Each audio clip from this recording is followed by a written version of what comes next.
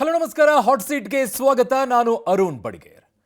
ಜಯದೇವದಲ್ಲಿ ಕ್ರಾಂತಿಕಾರಿ ಬದಲಾವಣೆಯನ್ನ ಮಾಡಿ ಬಡವರ ಪಾಲಿನ ದೇವರಾಗಿ ಈಗ ದೇಶದಲ್ಲಿ ಕ್ರಾಂತಿಕಾರಿಯನ್ನ ಮಾಡಬೇಕು ನಾನು ಆರೋಗ್ಯ ಕ್ಷೇತ್ರದಲ್ಲಿ ಅಂತ ಹೇಳ್ತಾ, ನಾನು ರಾಜಕೀಯ ಮಾಡಕ್ಕೆ ಬಂದಿಲ್ಲ, ಧರ್ಮಯುದ್ಧ ಮಾಡ್ತಾ ಇದ್ದೀನಿ. ಈಗ ಬಿಳಿ ಬಣ್ಣದಲ್ಲಿ ಶುಭ್ರವಾಗಿ ಕಂಗೊಳಿಸ್ತಾ ಇರುವಂತಹ ಡಾಕ್ಟರ್ ಸಿ ಎನ್ ಮಂಜುನಾಥ್ ಅವರು ನಮ್ಮ ಜೊತೆಗಿದ್ದಾರೆ. ಡಾಕ್ಟ್ರೇ ನಮಸ್ತೆ, ಇವತ್ತಿನ ಹಾಟ್ ಸೀಟ್ಗೆ ನಮಸ್ತೆ. ಹೇಗಿದ್ದೀರಾ ಡಾಕ್ಟ್ರೇ? ಚೆನ್ನಾಗಿದ್ದೀನಿ. ಹಾಂ, ಅಂದರೆ ನನ್ನ ದೀರ್ಘಕಾಲ ಹೃದ್ರೋಗ ಕ್ಷೇತ್ರದಲ್ಲಿ ಸೇವೆ ಮಾಡಿ, ಅದು ಸೇವಾ ಕ್ಷೇತ್ರ, ಅದು ಸರ್ವಿಸ್ ಸೆಕ್ಟರು. ಇವಾಗ ಈ ಲೋಕಸಭಾ ಚುನಾವಣೆಗೆ ಸ್ಪರ್ಧೆ ಮಾಡುವ ಮೂಲಕ ರಾಜಕೀಯಕ್ಕೆ ಒಂದು ಸಣ್ಣ ಪ್ರವೇಶ. ದೊಡ್ಡದಾಗಿನೇ ಎಂಟ್ರಿ ಕೊಡ್ತಾ ಇದ್ದೀರಾ. ಡಾಕ್ಟರ್ ಆಗಿ ರಾಜಕೀಯಕ್ಕೆ ಬಂದಿದ್ರು, ವ್ಯತ್ಯಾಸ ಏನು ಕಾಣಿಸ್ತಾ ಇದೆ ಡಾಕ್ಟ್ರೆ? ಅಂದರೆ ಏನಾಗುತ್ತೆ, ನಾನು ಕೇವಲ ಡಾಕ್ಟ್ರ್ ಮಾತ್ರ ಆಗಿರಲಿಲ್ಲ, ಕೇವಲ ಹೃದ್ರೋಗ ತಜ್ಞನ ಆಗಿ ಮಾತ್ರ ಕೆಲಸ ಮಾಡಲಿಲ್ಲ. ನಾನು ಒಬ್ಬ ನಿರ್ದೇಶಕನಾಗಿ ಕೆಲಸ ಮಾಡಿದ್ದೇನೆ, ಒಬ್ಬ ಆರ್ಕಿಟೆಕ್ಟಾಗಿ ಕೆಲಸ ಮಾಡಿದ್ದೇನೆ. ಯಾಕೆಂದರೆ ಹಲವಾರು ಆಸ್ಪತ್ರೆಗಳನ್ನು ನಾವು ಶಾಖೆಗಳನ್ನು ಕಟ್ಟಿದ್ವಿ. ಅಂಥ ಸಂದರ್ಭದಲ್ಲಿ ಇಂಜಿನಿಯರಾಗೂ ಕೂಡ ಕೆಲಸ ಮಾಡಿದ್ದೀನಿ. ಎಷ್ಟೋ ಸಾರಿ ಇಂಜಿನಿಯರ್ಸೇ ಹೇಳಿದ್ದಾರೆ, ಸರ್ ನಮಗೆ ಒಳಿದಿದ್ದು ನಿಮಗೆ ಹೇಗೆ ಈ ರೀತಿ ಒಳಿತು, ಸೊ ನೀವೇನಾದರೂ ನಿಜವಾಗ್ಲೂ ಇಂಜಿನಿಯರಿಂಗ್ ಡಿಗ್ರಿ ಮಾಡಿದ್ದೀರಾ ಅಥವಾ ಆರ್ಕಿಟೆಕ್ಟು ಬಿ ಆರ್ಕ್ ಏನಾದರೂ ಮಾಡಿದ್ದೀರಾ, ಹಾಗೆ ಹೀಗೆ ಅಂತ ಹೇಳಿದ್ದಾರೆ. ಅಂದರೆ ಅದು ಈಗಾಗಲೇ ಹೇಳಿದೆ, ಅದು ಕೂಡ ಸರ್ವಿಸ್ ಸೆಕ್ಟರೇ, ಇದು ಕೂಡ ಸರ್ವಿಸ್ ಸೆಕ್ಟರೇ, ಆದರೆ ಇದು ಪ್ಲ್ಯಾಟ್ಫಾರ್ಮ್ ಬೇರೆ ಥರ ಇದೆ. ಸೊ ಹೀಗಾಗಿ ಅಂದರೆ ಈ ದೀರ್ಘಕಾಲ ನನ್ನ ಆರೋಗ್ಯ ಕ್ಷೇತ್ರದ ಸೇವೆ ಕೂಡ 80% ನನ್ನ ಸಮಯ ಈ ಬಡ ರೋಗಿಗಳಿಗೆ, ಮಧ್ಯಮ ವರ್ಗದವರಿಗೆ, ಕೂಲಿ ಕಾರ್ಮಿಕರಿಗೆ, ನಿರ್ಗತಿಕರಿಗೆ ಮೀಸಲಾಗಿತ್ತು. ನಾನು ಕೆಲಸ ಮಾಡತಕ್ಕಂಥ ಸಂದರ್ಭದಲ್ಲಿ ಕೇವಲ ಏರ್ ಕಂಡೀಷನ್ ರೂಮಲ್ಲಿ ಕೂತು ಕೆಲಸ ಏನು ಮಾಡಿಲ್ಲ ನಾನು. ಸೊ ಜನರ ಮಧ್ಯೆ, ರೋಗಿಗಳ ಮಧ್ಯೆ ಸದಾ ಓಡಾಡ್ತಾ ಇದ್ದೆ, ಅವರ ಸಮಸ್ಯೆಗಳನ್ನು ಕೇಳ್ತಾ ಇದ್ವಿ. ನಂತರ ಬೇರೆ ಬೇರೆ ಕಡೆ ಹೋದಾಗ ಕೆಲವು ಆರೋಗ್ಯಕ್ಕೆ ಸಂಬಂಧಪಟ್ಟ ಸ್ಪೀಚಸ್ ಆಗ್ಬೋದು, ಅದನ್ನು ಕೂಡ ಕೊಡ್ತಾ ಇದ್ವಿ. ಸೊ ಹಾಗೆ ಜನರ ಸಮಸ್ಯೆಯನ್ನು ಅರಿಯುವಂಥ ಅದ್ಭುತವಾದಂಥ ಕ್ಷೇತ್ರ ಅಂದರೆ ಆರೋಗ್ಯ ಕ್ಷೇತ್ರ. ಯಾಕೆಂದರೆ ಚಿಕಿತ್ಸೆಗೆ ಬಂದಂಥ ಸಮಯದಲ್ಲಿ ನಾವು ಅದು ಹಿಸ್ಟ್ರಿ ಟೇಕಿಂಗ್ ಅಂತ ಇರುತ್ತೆ. ಆ ಹಿಸ್ಟ್ರಿ ಟೇಕಿಂಗ್ ಸಮಯದಲ್ಲಿ ನಮ್ಮ ಸಾಮಾನ್ಯ ಜನರ ಅವರ ಬದುಕಿನ ಸಮಸ್ಯೆ ಬಗ್ಗೆ ಸಮಗ್ರ ಮಾಹಿತಿ, ಅಂದರೆ ನಾವು ಆರೋಗ್ಯ ಮತ್ತು ಚಿಕಿತ್ಸೆ ಕೊಡ್ತಕ್ಕಂಥ ಸಂದರ್ಭದಲ್ಲಿ ಈ ಮಾಹಿತಿ ಕೂಡ ಸಿಗುತ್ತೆ. ಸೊ ನಂತರ ಅದರಲ್ಲಿ ಆ ಬಾಂಡಿಂಗ್ ತುಂಬ ಜಾಸ್ತಿ ಇದೆ ಜನರ ಜೊತೆಗೆ. ಹೌದು. ನೀವು ರಾಜಕೀಯಕ್ಕೆ ಬರುವಂಥ ವಿಚಾರದಲ್ಲಿ ಮಾನ್ಯ ಮಾಜಿ ಪ್ರಧಾನಿ ದೇವೇಗೌಡರು ಸ್ವತಃ ಓಪನ್ ಆಗಿ ಹೇಳ್ತಾರೆ, ಅವ್ರು ಬರೋದು ಬೇಡ ರಾಜಕೀಯಕ್ಕೆ ಅಂತ ಹೇಳಿ. ಆಮೇಲೆ ನಿಮ್ಮ ಪತ್ನಿಯವರು ಕೂಡ ಕಣ್ಣೀರು ಹಾಕಿದ್ರು ಅಂತ ಕೇಳ್ಪಟ್ವಿ, ಹೌದಾ? ಹೌದು, ಅದು ಪ್ರಾಥಮಿಕ ಹಂತದಲ್ಲಿ ಆಯಿತು. ಅವ್ರು ಹೇಳಿದ್ದು ಕರೆಕ್ಟೇ ಇದೆ.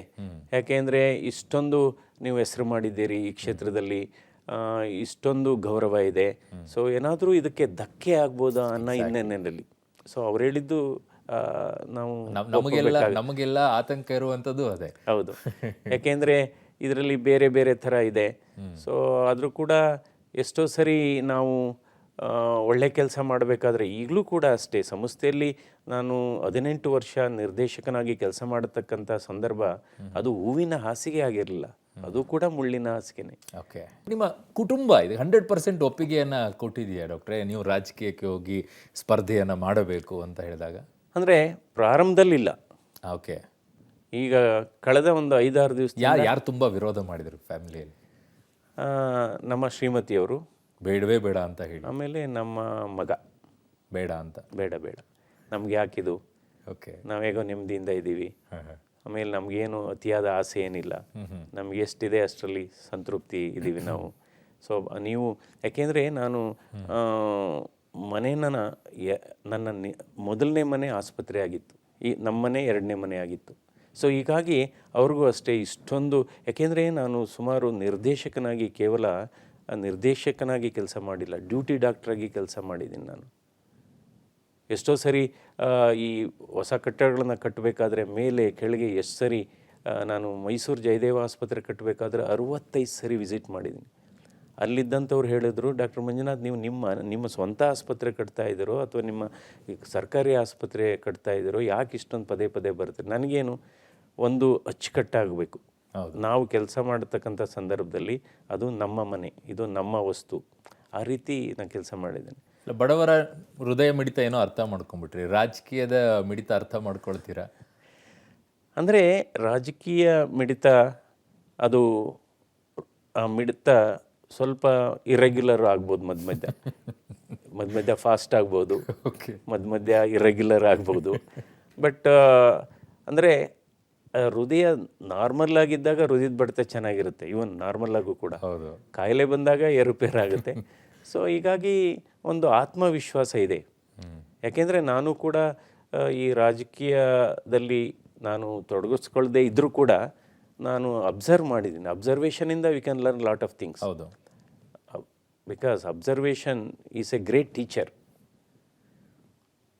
ಬಟ್ ನೀವು ಹೇಳ್ತಾ ಇರೋ ಒಂದು ಮಾತು ಹೇಳ್ತೀರಾ ನೀವು ಯಾವಾಗಿದ್ರು, ಯಾರ್ಯಾರ ಜೊತೆಗೆ ನಾವು ಸಂಪರ್ಕವನ್ನು ಇಟ್ಕೊಳ್ತೀವಿ ಅದ್ರ ಜೊತೆಗೆ ಅಷ್ಟೊಂದು ನಮ್ಮ ಭಾವನೆಗಳು ಬಂದ್ಬಿಡುತ್ತೆ ಅಂತ. ರಾಜಕಾರಣಿಗಳ ಜೊತೆಗೆ ಇದ್ಬಿಟ್ರೆ ನಾವು ಕಲ್ತಿದ್ದಿಷ್ಟೇನಾ, ಯಾಕೆ ಕಲಿಬೇಕಾಗಿತ್ತು ಅನ್ನೋದು ಬಂದ್ಬಿಡುತ್ತೆ ಅಂತ. ಡಾಕ್ಟ್ರಿಗೆ ಹಾಗೆ ಅನ್ಸುತ್ತಾ ಅಂತ ಇನ್ಮೇಲೆ ರಾಜಕಾರಣಿಗಳ ಸಹವಾಸ ಮಾಡಿ? ನೋಡೋಣ ಹೇಗಾಗುತ್ತೆ ಮುಂದೆ. ನೀವು ಯಾವತ್ತೂ ಕೂಡ ದೇವೇಗೌಡರ ಅಳಿಯ ಅನ್ನೋದನ್ನ ನಿಮ್ಮ ಲೈಫಲ್ಲೇ ಗುರ್ಸ್ಕೊಳ್ಳಿಲ್ಲ ನೀವು. ಅದನ್ನ ಬಿಟ್ಟು ಡಾಕ್ಟರ್ ಸಿ ಎನ್ ಮಂಜುನಾಥ್ ಅವರು ಹೃದಯಕ್ಕೆ ಸಂಬಂಧಪಟ್ಟಂತ ವೈದ್ಯರು ಅನ್ನೋದನ್ನೇ ಜನ ನಿಮ್ಮನ್ನ ಗುರ್ಸ್ಕೊಂಡು ಬಂದಿರೋದು. ಬಟ್ ಈಗ ಸಡನ್ ಆಗಿ BJP-ಯಿಂದ ಅಭ್ಯರ್ಥಿಯಾಗಿ ಕಣಕ್ಕಿಳ್ತೀರಿ. ಜನ ಹೇಗೆ ಸ್ವೀಕಾರ ಮಾಡಬೇಕು, ಹೇಗೆ ಸ್ವೀಕಾರ ಮಾಡ್ತಾರೆ ಅನ್ಸುತ್ತೆ ನಿಮಗೆ? ಈಗ ಆಲ್ರೆಡಿ ನಾನು ಸುಮಾರು ಕ್ಷೇತ್ರಗಳಿಗೆ ಭೇಟಿ ಕೊಟ್ಟಿದ್ದೇನೆ. ತುಂಬ ಖುಷಿಯಾಗಿದ್ದಾರೆ. ಅವರು ಓಪನ್ ಆಗಿ ಎಕ್ಸ್ಪ್ರೆಸ್ ಮಾಡ್ತಾರೆ, ನೀವು ಬಂದಿರೋದು ನಮ್ಗೆ ಬಹಳ ಖುಷಿ, ಸೊ ನಿಮಗೆ ಮತ ಕೊಡೋದು ನಮಗೆ ಬಹಳ ಖುಷಿ ಅನಿಸುತ್ತೆ. ಇನ್ನು ಕೆಲವರಂತೂ ತುಂಬ ಎಂಥ್ಯೂಸಿಯಾಸಮ್ ತುಂಬ ಜಾಸ್ತಿ ಆಗಿ, ಇಲ್ಲ ನಾವು ಕಾಯ್ತಾ ಇದ್ವಿ, ನಿಮ್ಮಂಥವ್ರು ಬರಬೇಕು ಅಂತ ಕಾಯ್ತಾ ಇದ್ವಿ ಅಂತಲೂ ಎಕ್ಸ್ಪ್ರೆಸ್ ಮಾಡ್ತಾರೆ. ಸೊ ಹೀಗಾಗಿ ಒಂಥರ ಏನೋ ಒಂದು ಬಬ್ಲಿಂಗ್ ವಿತ್ ಎಂಥ್ಯೂಸಿಯಾಸಮ್ ಅಂತಾರಲ್ಲ, ಆ ಥರ ಇದೆ ಯಾವುದು ಜನರಲ್ಲಿ ಭಾವನೆ. ಬಟ್ ನೀವು ರಾಜಕೀಯಕ್ಕೆ ಬಂದಾಗಿದೆ, ಬಟ್ ನೀವು ಪದೇ ಪದೇ ಒಂದು ಮಾತನ್ನು ಹೇಳ್ತಾ ಇದ್ದೀರಿ, ನಾನು ರಾಜಕೀಯಕ್ಕೆ ಬಂದಿರೋದು ರಾಜಕೀಯ ಮಾಡೋಕ್ಕಲ್ಲ ಅಂತೇಳಿ. ಏನು ಮಾಡೋಕ್ಕೆ ಬಂದಿದ್ದೀರಾ ಡಾಕ್ಟ್ರೆ? ಸೇವೆ ಮಾಡಲಿಕ್ಕೆ, ಒಳ್ಳೆ ಕೆಲಸ ಮಾಡಲಿಕ್ಕೆ, ಒಳ್ಳೆ ಸಲಹೆ ಕೊಡಲಿಕ್ಕೆ. ಎಲ್ಲರೂ ರಾಜಕೀಯಕ್ಕೆ ಬರ್ಬೇಕಾದ್ರೆ ಇದನ್ನೇ ಹೇಳ್ತಾರೆ. ಇಲ್ಲ. ಸೊ ಯಾಕೆಂದರೆ ನನ್ನ ಬ್ಯಾಕ್ಗ್ರೌಂಡ್ ಹಂಗೆ ಇದೆ. ಓಕೆ. ಅಂದರೆ ನಾನು ಅದೇ ರೀತಿ ನಡ್ಕೊಂಡ್ಬಂದಿದ್ದೀನಿ.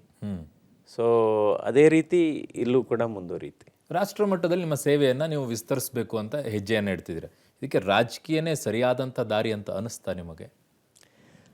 ಅಲ್ಲ, ಅಂದರೆ ಇದು ಒಂದು ದಾರಿ. ಓಕೆ. ಇದೇ ಒಂದು ದಾರಿ ಅಂತ ಹೇಳಲ್ಲ, ಇದು ಒಂದು ದಾರಿ ಅಷ್ಟೇ. ಸೊ ಬೇರೆ ಬೇರೆ ಮಟ್ಟದಲ್ಲೂ ಮಾಡ್ಬೋದು. ಸೊ ರಾಜಕೀಯನೇ ಬೇಕು ಅಂತ ಏನಿಲ್ಲ, ಬಟ್ ಬೇರೆ ಬೇರೆ ಮಟ್ಟದಲ್ಲೂ ಮಾಡ್ಬೋದು. ಡಾಕ್ಟರ್ ಮಂಜುನಾಥ್ ಅವ್ರು ಫೇಮಸ್ ಆಗಿರೋದು ಹೃದಯವಂತಿಕೆಗೆ, ಮಾನವೀಯತೆಗೆ. ಈ ಹೃದಯವಂತಿಕೆ, ಮಾನವೀಯತೆ ಗೆಲ್ಲಿಸುತ್ತಾ ಡಾಕ್ಟರ್ ಮಂಜುನಾಥ್ ಅವರನ್ನು? ಅಂದರೆ ಅದೊಂದು ಸ್ಮಾಲ್ ಕಾಂಟ್ರಿಬ್ಯೂಷನ್. ಓಕೆ. ಹೃದಯವಂತಿಕೆ ಅಥವಾ ನಮ್ಮ ನಡವಳಿಕೆ. ಯಾಕೆಂದರೆ ನಮ್ಮ ನಡೆ ನುಡಿ ಅದು ಕೂಡ ಒಂದು ಆಸ್ತಿ. ನಡೆ ನುಡಿ ಅಥವಾ ನಮ್ಮ ಸಂಸ್ಕಾರ ಅದು ಸ್ವಲ್ಪ ಸಹಾಯ ಮಾಡುತ್ತೆ, ಅದು ಒಂದೇ ಸಹಾಯ ಮಾಡಲ್ಲ. ಓಕೆ. ಸೊ ಇಲ್ಲಿ ನಾವೇನಾಗಿದೆ, ನಾನು ಇವತ್ತು BJP ಮತ್ತು JDS ಅಭ್ಯರ್ಥಿಯಾಗಿ, NDA ಅಭ್ಯರ್ಥಿಯಾಗಿ BJPಯಿಂದ ಸ್ಪರ್ಧೆ ಮಾಡಿದ್ದೇನೆ. ಅವು ಎರಡೂ ಕೂಡ ಈ ರಾಜಕೀಯ ಅಥವಾ ಚುನಾವಣೆ ಪ್ರಕ್ರಿಯೆಯಲ್ಲಿ ನುರಿತಂಥ ಪಕ್ಷಗಳು. ಸೊ ಇಬ್ಬರೂ ಕಾರ್ಯಕರ್ತರು ಎಲ್ಲ ಒಂದು ಒಗ್ಗಟ್ಟಿನಿಂದ ಕೆಲಸ ಮಾಡ್ತಾ ಇದ್ದಾರೆ. ಡಾಕ್ಟರ್ ಮಂಜುನಾಥ್ ಅವ್ರು ಮನಸ್ಸು ಮಾಡಿದರೆ JDSನಿಂದ ಏನು ಯಾರು ಬೇಡ ಅಂತಿರಲಿಲ್ಲ, ನೀವು ಮನಸ್ಸು ಮಾಡಿದರೆ ಒಂದು ನಿಂತ್ಕೊಳ್ಳಿ ಅಂತ ಹೇಳ್ತಾ ಇದ್ರು. ವೈ BJP, ಯಾಕೆ BJPನೇ ಆಯ್ಕೆ ಮಾಡಿ? ಅಲ್ಲ, ಅದ್ರ ಬಗ್ಗೆ ನನಗೆ ಗೊತ್ತಿಲ್ಲ. ಅದು ದೊಡ್ಡ ಮಟ್ಟದಲ್ಲಿ ಅದು ತೀರ್ಮಾನ ಆಗಿದೆ. ಓಕೆ. ಸೊ ನನಗೆ BJPಯಿಂದ ನಿಲ್ಲಬೇಕು ಅಂದರು. ಸೊ ಆಯಿತು ಅಂತ ಹೇಳಿದೆ ನಾನು ಅಷ್ಟೇ. ನೀವು ಇಷ್ಟು ವರ್ಷ ಇಟ್ಕೊಂಡು ಬಂದಿರುವಂಥ ಒಂದು ಇಮೇಜ್ ಇದೆಯಲ್ಲ, ನೀವು ಹಾಕಿರುವಂಥ ಶುಭ್ರ ಬಿಳಿ ಬಟ್ಟೆಯ ರೀತಿಯಲ್ಲಿ ಒಂದು ಕಪ್ಪು ಚುಕ್ಕೆನೂ ಇಲ್ಲದೆ ಇರೋ ರೀತಿಯಲ್ಲಿ ಒಂದು ಇಮೇಜನ್ನು ಇಟ್ಕೊಂಡಿದ್ದೀರಾ. ಆ ಇಮೇಜನ್ನು ಕಣಕ್ಕಿಟ್ಟಿದ್ದಾರೆ ಅಂತ ಅನಿಸುತ್ತಾ ನಿಮಗೆ? ಅಲ್ಲ, ಅಂದರೆ ಪ್ರಾರಂಭದಲ್ಲಿ ಅದೇ ನಮ್ಮ ಶ್ರೀಮತಿಯವರು, ನಮ್ಮ ಮಕ್ಕಳು ಎಲ್ಲ ಅದೇ ಹೇಳ್ತಾ ಇದ್ದಿದ್ದು. ಅಂದರೆ ಎಷ್ಟೋ ಸರಿ ಏನಾಗುತ್ತೆ ಅಂದರೆ, ನೀವು ಏನಾದರೂ ಒಂದು ಸಾಧನೆ ಮಾಡಬೇಕು, ಒಂದು ಹೊಸತನವನ್ನು ಇದು ಮಾಡಬೇಕು, ಅಂದರೆ ಏನೋ ಜನರಿಗೆ ಸಹಾಯ ಮಾಡಬೇಕು ಅನ್ನುವ ದಾರಿನಲ್ಲಿ ಸಣ್ಣ ಪುಟ್ಟ ಸಮಸ್ಯೆಗಳು ಬರ್ಬೋದು. ಓಕೆ. ಬಟ್ ಅದಕ್ಕೆ ಮಾನಸಿಕವಾಗಿ ಸಿದ್ಧತೆ ಕೂಡ ಮಾಡ್ಕೊಂಡಿದ್ದೀನಿ. ಬಟ್ ಒಂದು ಕೌಂಟ್ರು, ನೀವು ಬಂದ ತಕ್ಷಣ ಒಂದು ಕೌಂಟ್ರ್ ಪಾಯಿಂಟ್ ಬರುತ್ತೆ. JDS ಪಕ್ಷ ಸರಿ ಇಲ್ಲ, ಹಾಗಾಗಿನೇ ಮಂಜುನಾಥ್ ಅವರು BJPಯಿಂದ ಸ್ಪರ್ಧೆ ಮಾಡ್ತಾ ಇದ್ದಾರೆ, ಬುದ್ಧಿವಂತರು ಅವರು ಅಂತ ಹೇಳಿ ಒಂದು ವರ್ಡ್ ಯೂಸ್ ಆಗುತ್ತೆ ನಿಮ್ಮ ಎದುರಾಳಿ. ಅಲ್ಲ, ಆ ಥರ ಏನಿಲ್ಲ. ಇವಾಗ ಏನಾಗಿದೆ, ಅದು ಕೋಯಿಲೇಷನ್ ಆದಮೇಲೆ ಓಕೆ, ಅದರಿಂದ ಸ್ಪರ್ಧೆ ಮಾಡಿದ್ರು ಒಂದೇ, ಇದರಿಂದ ಸ್ಪರ್ಧೆ ಮಾಡಿದ್ರು ಒಂದೇ. ಬಟ್ ಕಾಂಗ್ರೆಸ್ ಬಹುದೊಡ್ಡ ಆರೋಪ ಮಾಡುತ್ತೆ, ಡಾಕ್ಟರ್ CN ಮಂಜುನಾಥ್ ಅವ್ರ ಬಗ್ಗೆ ಗೌರವ ಇದೆ ನಮಗೆ, ಬಟ್ ಅವರನ್ನ ಬಲಿಕ ಬಕ್ರ ಮಾಡ್ತಾ ಇದ್ದಾರೆ ಅಂತ. ಅಲ್ಲ, ಏನಿವೆ ಇದಕ್ಕೆಲ್ಲ ಉತ್ತರ ಈ ಚುನಾವಣೆನೇ ಕೊಡುತ್ತೆ, ಜನರೇ ಕೊಡ್ತಾರೆ, ಓಕೆ, ಮತದಾರರೇ ಕೊಡ್ತಾರೆ. ಅದ್ರ ಬಗ್ಗೆ ನಾನು ಹೆಚ್ಚು ಹೇಳಕ್ಕೆ ಹೋಗೋದಿಲ್ಲ. ಓಕೆ, ನೀವು NDA ಅಭ್ಯರ್ಥಿಯಾಗಿ ನಿಂತ್ಕೊಳ್ತಾ ಇದ್ರು, BJP JDSನ ಮೈತ್ರಿಯಾಗಿ, ಬಟ್ ಇನ್ನೂ ಟಿಕೆಟ್ ಅನೌನ್ಸ್ ಬಾಕಿ ಉಳ್ಕೊಂಡಿದೆ. ಇದರ ಮಧ್ಯದಲ್ಲಿ ಕುಮಾರಸ್ವಾಮಿ ಅವರು ಒಂದಿಷ್ಟು ಅಸಮಾಧಾನಗೊಂಡಿದ್ದಾರೆ, ಕೆಲವು ಹೇಳಿಕೆಗಳನ್ನು ಕೊಡ್ತಾ ಇದ್ದಾರೆ, ಕೋಲಾರ ವಿಚಾರದಲ್ಲಿ, ಸೀಟ್ನ ವಿಚಾರದಲ್ಲಿ ಎಲ್ಲವೂ ಬರ್ತಾ ಇದೆ. Is it plus point for minus? ಅಲ್ಲ, ಇವೆಲ್ಲ ಏನಾಗುತ್ತೆ ಅಂದರೆ ಬಹುಶಃ ಈ ಡಿಸ್ಕಷನ್ಸ್ ಇವೆಲ್ಲ, ಓಕೆ, ಅಂದರೆ ಡಿಸ್ಕಷನ್ಸ್ ಅಂದರೆ exchange of knowledge and experience ಅಂತೀವಲ್ಲ. ಸೊ ಬಹುಶಃ 1 ಅಥವಾ 2 ದಿನದಲ್ಲಿ ಇದಕ್ಕೆಲ್ಲ ಉತ್ತರ ಸಿಗುತ್ತೆ. ಅದೇನು ದೊಡ್ಡ ಮಟ್ಟದಲ್ಲಿ ಸಮಸ್ಯೆ ಇಲ್ಲ, ಅದೇ ಸಮಸ್ಯೆ ಇಲ್ಲ. ಬಟ್ ನಿಮ್ಮ ಎದುರಾಳಿ DK ಸುರೇಶ್ ಅವ್ರ ಬಗ್ಗೆ ಏನು ಹೇಳ್ತೀರಾ? ಈಗ ಅವರೆಲ್ಲ ನಮಗೆ ಸ್ನೇಹಿತರೆ, ಆ್ಯಕ್ಚುಲಿ ಓ, ಓಕೆ, ಸ್ನೇಹಿತರೆ. ಓಕೆ, ಸೊ ಎದುರು ಬದ್ರಿಗೆ ಸಿಕ್ಕಿದ್ರೆ ಮಾತಾಡ್ತೀವಿ. ಹಿಂದೆ ಮಾತಾಡ್ತಿದ್ರೆ? ಹೌದೌದೌದು. ಓಕೆ, ಅವರು ಕೆಲವು ರೋಗಿಗಳ ಚಿಕಿತ್ಸೆ ಬಗ್ಗೆ ಮಾತಾಡ್ತಾ ಇದ್ರು, ನಾನು ಮಾತಾಡ್ತಾ ಇದ್ದೆ, ಈಗಲೂ ಸಿಕ್ಕಿದ್ರೆ ಮಾತಾಡ್ತೀವಿ. ಇಬ್ರು ಬ್ರದರ್ಸ್ಗಳ ಜೊತೆಗೂ ಹೌದೌದೌದು. ವೈಯಕ್ತಿಕ ಸಂಬಂಧ ಚೆನ್ನಾಗಿದೆ, ಅದೇನು ತೊಂದರೆ ಇಲ್ಲ. ಓಕೆ, ಏನು ಕನಸಿದೆ ಡಾಕ್ಟರ್ ಮಂಜುನಾಥ್ ಅವರಿಗೆ ಬೆಂಗಳೂರು ಗ್ರಾಮಾಂತರ ಕ್ಷೇತ್ರದ ಬಗ್ಗೆ? ಅಂದರೆ ಬೆಂಗಳೂರು ಗ್ರಾಮಾಂತರ ಕ್ಷೇತ್ರದ ಬಗ್ಗೆ ಏನಾಗಿದೆ, ಹಲವಾರು ಈಗಾಗಲೇ ಗೊತ್ತಿದೆ ಏನೇನು ಸಮಸ್ಯೆಗಳಿದೆ. ಕುಡಿಯೋ ನೀರಿನ ಸಮಸ್ಯೆ ಇದೆ, ಸೊ ಅದು ಬಹಳ ಮುಖ್ಯವಾಗಿ ಅಡ್ರೆಸ್ ಮಾಡಬೇಕಾಗುತ್ತೆ. 2ನೇದು, ಇವಾಗ ಅಲ್ಲೇ ನಿಮಗೆ ಎಕ್ಸ್ಪ್ರೆಸ್ ಹೈವೇ ಹಾದೋಗುತ್ತೆ. ಹೌದು. ಸೊ ಇವತ್ತು 13% ಸಾವುಗಳು ಇವತ್ತು ರೋಡ್ ಟ್ರಾಫಿಕ್ ಆಕ್ಸಿಡೆಂಟ್ಸ್ ಎಲ್ಲ ಆಗ್ತಾ ಇದೆ. ಅದರಿಂದ ಅಟ್ಲೀಸ್ಟು ಒಂದು ಪ್ರತಿ 75 ಕಿಲೋಮೀಟ್ರಿಗೆ ಅಥವಾ 100 ಕಿಲೋಮೀಟರ್ಸ್ಗೆ ಒಂದು ಟ್ರಾಮಾ ಕೇರ್ ಸೆಂಟರು ಬರಬೇಕಾಗುತ್ತೆ. ಯಾಕೆಂದರೆ ಗೋಲ್ಡನ್ ಅವರಲ್ಲಿ ಅದು ಚಿಕಿತ್ಸೆ ಕೊಡಬೇಕಾಗುತ್ತೆ. ಸೊ ಇವತ್ತು 13% deaths in India due to road traffic accidents.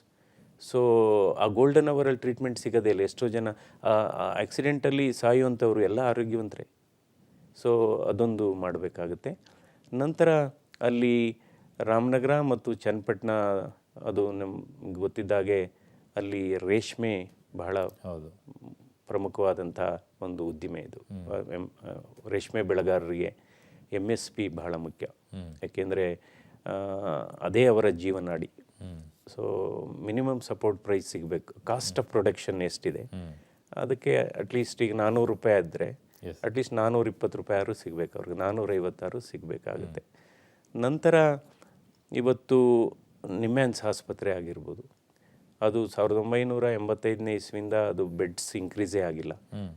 ಆವಾಗ ಬೆಂಗಳೂರು ಪಾಪ್ಯುಲೇಷನ್ ಬಹಳ ಕಡಿಮೆ ಇತ್ತು, ಏನು 20 ಲಕ್ಷ ಇತ್ತು ಅದು ಸ್ಟಾರ್ಟ್ ಆದಾಗ. ಇವತ್ತು 1,40,00,000 ಇದೆ. ಸೊ ಬೆಂಗಳೂರಿಗೆ ಇನ್ನೊಂದು ಬೇಕು ಈ ಥರ. ಸೊ ನಂತರ ನನ್ನ ಅರ್ಥದಲ್ಲಿ ಲೋಕಸಭಾ ಸದಸ್ಯರ ಜವಾಬ್ದಾರಿ ಒಂದು ಪ್ರಾಥಮಿಕವಾಗಿ ಪ್ರೈಮರಿಲಿ ಆ ಕ್ಷೇತ್ರದ ಸಮಸ್ಯೆಗಳನ್ನ ಅಡ್ರೆಸ್ ಮಾಡಲೇಬೇಕು.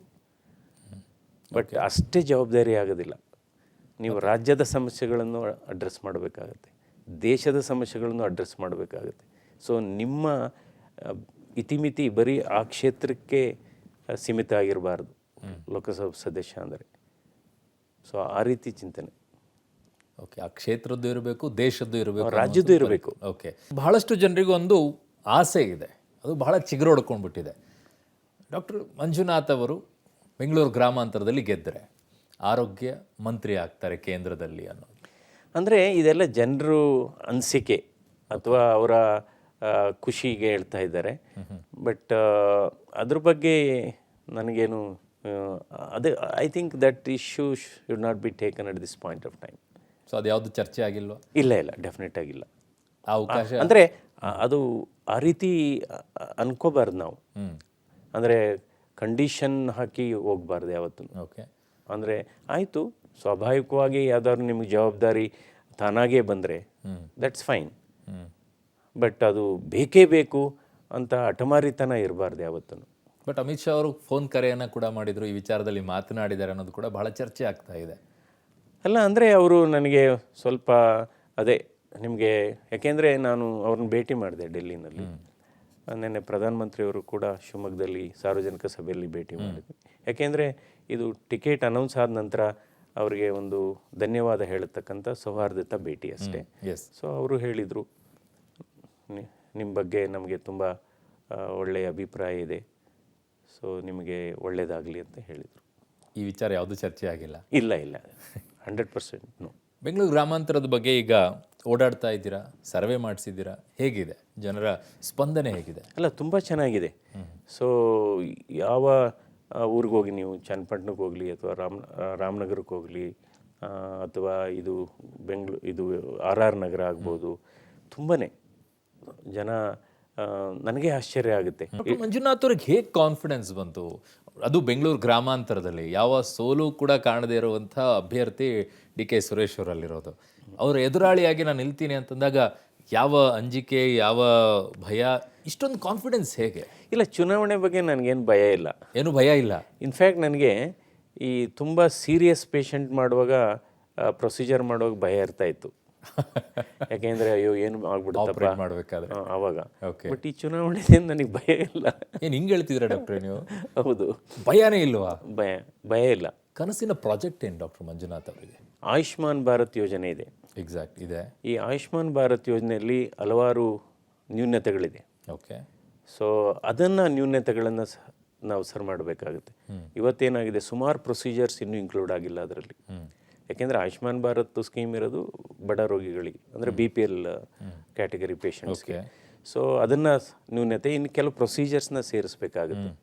ನಂತರ ಏನಾಗಿದೆ, ಕೆಲವು ಆಸ್ಪತ್ರೆಗಳು ಕೇಂದ್ರದ ಆಡಳಿತದಲ್ಲಿ ಬರತಕ್ಕಂಥ ಆಸ್ಪತ್ರೆ, ಏಮ್ಸ್ ಅಂತ ಏನು ಹೇಳ್ತೀವಿ, ಸೊ ಅಲ್ಲೂ ಕೂಡ ಹಲವಾರು ಸಮಸ್ಯೆಗಳಿದೆ. ರಿಕ್ರೂಟ್ಮೆಂಟ್ ಪ್ರೊಸೆಸ್ಸು ಲಿಬ್ರಲೈಸ್ ಆಗಬೇಕು. ಈಗ ಏನಾಗುತ್ತೆ, ಈ ಆಸ್ಪತ್ರೆ ಕೇವಲ ಈ ಉಪಕರಣಗಳಿಂದ ಮತ್ತು ಕಟ್ಟಡಗಳಿಂದ ಮಾತ್ರ ಒಳ್ಳೆ ಚಿಕಿತ್ಸೆ ಕೊಡಲಿಕ್ಕಾಗಲ್ಲ. ಕೆಲಸ ಮಾಡತಕ್ಕಂಥ ಉತ್ತಮ ವಾತಾವರಣ ನಿರ್ಮಾಣ ಆಗಬೇಕು. ಅದಕ್ಕೋಸ್ಕರ ಹಲವಾರು ಬದಲಾವಣೆ ತರಬೇಕಾಗುತ್ತೆ. ರಿಕ್ರೂಟ್ಮೆಂಟು ಅಂದರೆ ಡಿಸೆಂಟ್ರಲೈಸೇಷನ್ ಆಗಬೇಕು, ಅಧಿಕಾರ ವಿಕೇಂದ್ರೀಕರಣ ಆಗಬೇಕು, ನಂತರ ಡೆಲಿಗೇಷನ್ ಆಫ್ ಪವರ್ಸ್ ಆಗಬೇಕು. ಈ ಥರ ಎಲ್ಲ ಜಯದೇವ ರೀತಿಯಲ್ಲಿ ಕ್ರಾಂತಿಕಾರ ಬದಲಾವಣೆ ದೇಶದಲ್ಲಿರುವಂಥ ಎಲ್ಲ ಆಸ್ಪತ್ರೆಗಳಲ್ಲೂ ಕಾಣಕ್ಕೆ ಸಿಗುತ್ತಾ? ಅಲ್ಲ, ಪ್ರಯತ್ನವಂತೂ ಮಾಡ್ಬೋದು. ಅದರಲ್ಲಿ ಅಟ್ಲೀಸ್ಟು ಒಂದು 50% ಬದಲಾವಣೆ ಆದರೂ ಕೂಡ ಅದು ದೊಡ್ಡ ಬದಲಾವಣೆ. ಅದಕ್ಕೆ ಹೇಳ್ತೀವಿ micro changes bring macro transformation ಅಂತ. ಆ ಥರ. MP ಆದ್ರೂ ಕೂಡ ವೈದ್ಯಕೀಯ ವೃತ್ತಿಯನ್ನು ಮುಂದುವರಿಸ್ತೀರಾ? ಹೌದು. ಅಂದರೆ ಏನಾಗುತ್ತೆ, ಒಂದು ವಾರದಲ್ಲಿ 2 ದಿವಸ 2 ಗಂಟೆ ಕೆಲಸ ಮಾಡ್ಬೋದು, ಅದೇನು ತೊಂದರೆ ಇಲ್ಲ. ಡೆಫಿನೆಟಾಗಿ ಮುಂದುವರಿಸ್ತೀನಿ. ನಿಮ್ಮ ಕ್ಷೇತ್ರದ ಜನರಿಗಂತೂ ತುಂಬ ಅವಕಾಶ, ಸಂಸದರು ಇದ್ದಾರೆ, ಡಾಕ್ಟರು ಇದ್ದಾರೆ ಅನ್ನೋ ರೀತಿಯಲ್ಲಿ. ಅಂದರೆ ನಿಮಗೆ ಕೆಲಸ ಮಾಡಬೇಕು ಅನ್ನೋ ಉತ್ಸಾಹ ಇದ್ದರೆ, ಮನಸ್ಸಿದ್ರೆ ನಿಮಗೆ ಸಮಯ ಸಿಗುತ್ತೆ. ಮುಂದೆ ಇದೇ ರೀತಿ ರಾಜಕೀಯದಲ್ಲಿ ಇರಬೇಕು ಅನ್ನೋದಾ, ಇಲ್ಲ ಒನ್ ಟರ್ಮ್ ಸಾಕು ಆಮೇಲೆ ನೆಮ್ಮದಿಯಾಗಿ ಇದ್ಬಿಡೋಣ ಅಂತನಾ? ನೋಡೋಣ. ಸೋಲು ಗೆಲುವು ಅಂದರೆ ಏನು ಡಾಕ್ಟರ್ ಪ್ರಕಾರ? ಅಲ್ಲ, ಜನರ ಹೃದಯವನ್ನು ಗೆಲ್ಲದು ಒಂದು, ಚುನಾವಣೆಯನ್ನು ಗೆಲ್ಲದು ಗೆಲುವು. ಅದಕ್ಕಿಂತ ದೊಡ್ಡ ಗೆಲುವು ಅಂದರೆ ಜನರ ಹೃದಯವನ್ನು ಗೆಲ್ಲುವಂಥದ್ದು ದೊಡ್ಡ ಗೆಲುವು. ಅದ್ರ ಬಗ್ಗೆ ಯೋಚನೆ ಮಾಡಿಲ್ಲ. ಸೋಲಿನ ಬಗ್ಗೆ ಯೋಚನೆನೇ ಮಾಡಿಲ್ಲ. ಓನ್ಲಿ ಗೆಲುವಿನ ಬಗ್ಗೆ ಹೌದು. ಬಂಡೆಯ ಮುಂದೆ ಸರ್ಜರಿ ಮಾಡೋಕ್ಕಾಗುತ್ತಾ? ಹೃದಯವನ್ನು ಸರ್ಜರಿ ಮಾಡಿದ್ರಿ, ಬಂಡೆಯನ್ನು ಸರ್ಜರಿ ಮಾಡೋದು ಡಾಕ್ಟ್ರೆ? ಅಲ್ಲ, ಜನಶಕ್ತಿ ಮುಂದೆ ಯಾವುದು ದೊಡ್ಡದಿಲ್ಲ. ಓಕೆ, ಸೊ ಅದಕ್ಕೆ people's power is ultimate. So ಅದರಿಂದ ಆತ್ಮವಿಶ್ವಾಸ is super power, self confidence is super power. And ಯಾಕೆ ನಿಮ್ಮನ್ನು ಗೆಲ್ಲಿಸ್ಬೇಕು ಬೆಂಗಳೂರು ಗ್ರಾಮಾಂತರದ ಜನ? ಯಾಕೆ ಗೆಲ್ಲಿಸ್ಬೇಕು ಅಂದರೆ ಅವರೂ ಕೂಡ ಒಂದು ಬದಲಾವಣೆಯನ್ನು ಬಯಸ್ತಾ ಇದ್ದಾರೆ. ಓಕೆ, ಸೊ ಅಂದರೆ ಇವ್ರಿಗೆ ಅವಕಾಶ ಕೊಟ್ಟರೆ ಇನ್ನು ಬೇರೆ ಥರ ಬದಲಾವಣೆ ಆಗ್ಬೋದು, ಆ ರೀತಿ. ಸೊ ಬದಲಾವಣೆ ಅನ್ನೋದೇ ಒಂದು ಉದ್ದೇಶ. ಅದೊಂದೇ. ಗೆಳೆತನ ಈಗ ಎದುರಾಳಿಯಾಗಿ ನಿಲ್ಲೋ ಪರಿಸ್ಥಿತಿಗೆ ಬಂದಿದೆ. ಯಾವಾಗಲೇ ಹೇಳ್ತಾ ಇದ್ರಿ, DK ಬ್ರದರ್ಸ್ ಆವಾಗಲೂ ಚೆನ್ನಾಗೇ ಇದ್ರು, ಎಲ್ಲ ಓಡನಾಟ ಇದೆ, ಎದುರಾಳಿಯಾಗಿರ್ತಾ ಇದ್ದಾರೆ. ಹೇಗೆ ನಡೆಯುತ್ತೆ? ಈ ಇಡೀ ರಾಜ್ಯವೇ ಒಂದು ಕಡೆ ಕೇಂದ್ರೀಕೃತವಾಗಿರೋದು ಬೆಂಗಳೂರು ಗ್ರಾಮಾಂತರ. ಅಂದರೆ ನಾನು ಪದೇ ಪದೇ ಹೇಳ್ತಾ ಇದ್ದೀನಿ, ಇದು ಒಂದು ಆರೋಗ್ಯಕರ ಸ್ಪರ್ಧೆ ಆಗಬೇಕು. ಆರೋಗ್ಯಕರ ಸ್ಪರ್ಧೆ. ಹೌದು, ಆರೋಗ್ಯಕರ ಸ್ಪರ್ಧೆ ಆಗಬೇಕು. ಡಾಕ್ಟ್ರೇ ಹೇಳ್ತಾರೆ ಆರೋಗ್ಯಕರ ಸ್ಪರ್ಧೆ ಅಂತೇಳಿ, ಎದುರಾಳಿಗಳು ಆರೋಗ್ಯಕರ ಸ್ಪರ್ಧೆ ಅಂತಾನೆ ನೋಡ್ಬೇಕಲ್ವಾ? ಅಲ್ಲ, ಆ ಥರ ಆದರೆ ನಿಜವಾಗ್ಲೂ ಚೆನ್ನಾಗಿರುತ್ತೆ. ಅಂದರೆ ನಾವು ಒಂದು ಸಮಾಜದಲ್ಲಿ ಬದಲಾವಣೆ ತಂದಂಗೆ ಆಗುತ್ತೆ. ಈಗಲೇ ಟೀಕೆಗಳು ಶುರುವಾಗಿದೆ, ಅವುಗಳನ್ನು ಫೇಸ್ ಮಾಡೋಕ್ಕೆ ರೆಡಿ ಇದ್ದೀರಾ? ಆಗ್ತಾ ಇದೆ, ಬಟ್ ನಾನು ಟೀಕೆಗಳಿಗೆಲ್ಲ ಉತ್ತರ ಕೊಡಲಿಕ್ಕೆ ಹೋಗೋದಿಲ್ಲ. ಯಾಕೆಂದರೆ ನಮ್ಮ ಕೆಲಸಗಳು ಇದುವರೆಗೆ ಮಾಡಿರ್ತಕ್ಕಂಥ ಕೆಲಸಗಳೇ ಮಾತಾಡ್ತವೆ. ಓಕೆ, ಥ್ಯಾಂಕ್ ಯು ಡಾಕ್ಟ್ರೇ. ಇಷ್ಟೊತ್ತು ಪಬ್ಲಿಕ್ ಜೊತೆಗೆ ಮಾತಾಡಿದ್ದಕ್ಕೆ. ಕೊನೆಯದಾಗಿ ಏನಾದರೂ ಹೇಳಕ್ಕೆ ಬಯಸ್ತೀರಾ ಬೆಂಗಳೂರು ಗ್ರಾಮಾಂತರ ಕ್ಷೇತ್ರದ ಜನರಿಗೆ? ಅಂದರೆ ನಾನು ಯಾವಾಗಲೂ ನಿಮ್ಮ ಜೊತೆ ಇರ್ತೀನಿ. ನಾನು ಬೆಂಗಳೂರು ಗ್ರಾಮಾಂತರ ಜನರ ಧ್ವನಿಯಾಗಿರ್ತೀನಿ, ಪ್ರತಿಧ್ವನಿಯಾಗಿರ್ತೀನಿ. ಸೊ ಅವರ ಸಹಕಾರ, ಸಹಾಯ ಬಹಳ ಮುಖ್ಯ. ಅವರ ಆಶೀರ್ವಾದ ಎಂದೆಂದಿಗೂ ಇರಲಿ. ಬಟ್ ನಿಮ್ಮ ಕ್ಷೇತ್ರ ಬಹಳ ದೊಡ್ಡದು ಡಾಕ್ಟರ್ ಮಂಜುನಾಥ್. ಹೌದು. ತುಮಕೂರು ಜಿಲ್ಲೆ ಬರುತ್ತೆ, ಬೆಂಗಳೂರು ಹೌದು, ಬರುತ್ತೆ, ಆನೇಕಲ್ಲಿಂದ ಶುರುವಾಗಿ ಕುಣಿಗಲ್ ತನಕ ಹೋಗುತ್ತೆ. ಓಡಾಡ್ತೀರಾ ಎಲ್ಲ ಕ್ಷೇತ್ರಗಳಿಗೂ? ಅಂದರೆ ಎಲ್ಲ ಕಡೆ ಹೋಗ್ಲಿಕ್ಕಾಗೋದಿಲ್ಲ, ದೊಡ್ಡ ದೊಡ್ಡ ಜಾಗಕ್ಕೆ ಹೋಗ್ಬೋದು. ಅದಕ್ಕೋಸ್ಕರ ಜನರೇ ನಮ್ಮ ಕಾರ್ಯಕರ್ತರಾಗಬೇಕು. ಪಕ್ಷಾತೀತವಾಗಿ ನಾನು ಅವ್ರನ್ನ ಪ್ರೀತಿ ಮಾಡ್ತೀನಿ. ಪಕ್ಷಾತೀತವಾಗಿ. Okay, thank you so much ಡಾಕ್ಟ್ರೇ. ಪಬ್ಲಿಟಿ ಜೊತೆಗೆ ಇಷ್ಟೊತ್ತು ಹಾಟ್ ಸೀಟಲ್ಲಿ ನೀವು ಭಾಗವಹಿಸಿದ್ದಕ್ಕೆ. ಎಸ್, ಇದಾಗಿತ್ತು ಡಾಕ್ಟರ್ CN ಮಂಜುನಾಥ್ ಅವರ ಜೊತೆಗೆ ಹಾಟ್ ಸೀಟ್ನಲ್ಲಿ ಮಾತುಕತೆ. ನೋಡೋಣ ಬೆಂಗಳೂರಿನ ಗ್ರಾಮಾಂತರ ಕ್ಷೇತ್ರದಲ್ಲಿ ಏನಾಗುತ್ತೆ ಅಂತ ಹೇಳಿ. ಧನ್ಯವಾದಗಳು.